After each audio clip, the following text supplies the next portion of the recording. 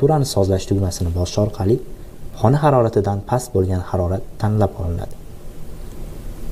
Xona haroratini 16 gradusgacha sovutishga sozlashingiz mumkin. Boshqaruv pultidagi qor parchasi shakli konditsionerni sovutishga yoqilganligidan dalolat beradi. Konditsionerni isitish rejimiga sozlash uchun birinchi navbatda heat tugmasi bosiladi. So'ngra temperaturani sozlash tugmasi orqali xona haroratidan yuqori bo'lgan harorat tanlab olinadi. Xona haroratini 32 gradusga isitishingiz mumkin.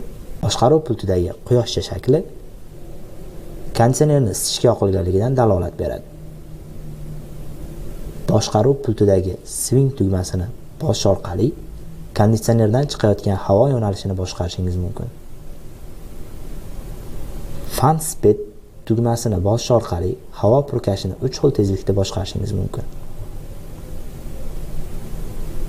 Mode tugmasini bosish orqali konditsionerni nafaqat isitish va sovutish, balki havo tarkibidagi namlikni ham quritishingiz mumkin. Buning uchun tomchi shaklidagi dry funksiyasini yoqish kifoya. Bundan tashqari konditsionerdan faqat ventilyator vazifasida ham foydalanishingiz mumkin.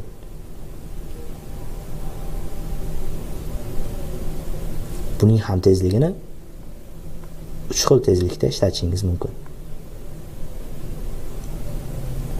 Boshqaruv pultida avto rejimi ham mavjud bo'lib, bu xonani issiq bo'lsa konditsionerni sovutishga ishlatadi, agar xona sovuq bo'lsa konditsionerni isitishga ishlatadi va shu tarzda xona haroratini muntazam 24 gradusda ushlaydi.